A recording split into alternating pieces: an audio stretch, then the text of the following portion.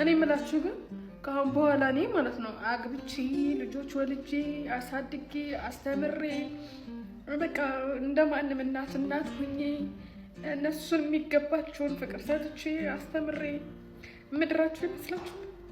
ጥሩ ምኞት አለሽ። በጣም ደስ የሚል ምኞት ነው ያለሽ። በአንቺ ላይ ቪዲዮ ለመስራት ብታምኝም ባታምኝም ረዘም ላሉ ጊዜያቶች በትኩረትና በጥልቀት ውስጥሽን ስመረምርና ቪዲዮሽን እየደጋገምኩ ስመለከተው ነበር። ነገር ግን አንድ አባባል አንቺን ይገልጽሻል ብዬ አምናለሁ። ሰው የዘራውን ያንኑ መልሶ ያጭዳል።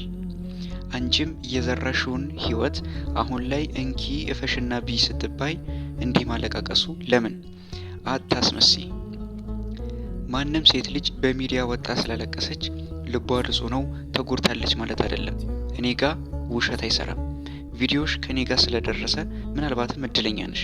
እግዚአብሔር ህይወትሽን ሊቀየር ስለፈለገ በደንብ አድርገሽ ጆሮ ሰጠሽ አዳምጪኝ።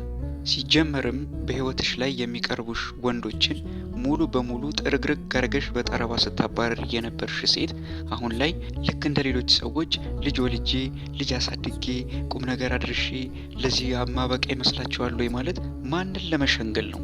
ማንን ለማታለል ነው?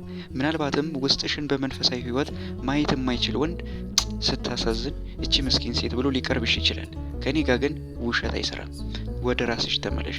ሲጀመር ከራስሽ ጋር አይደለሽም፣ ቀልብ የለሽም። ብዙ ወንዶች ጋር ያሯጠች ያልባለገች እዚህም እዛም ወንዶች ጋር ብዙ አይነት ወንዶች ጋር ያልተነካካች ሴት ናት ትክክለኛ ህይወቷን መምራት የምትችለው።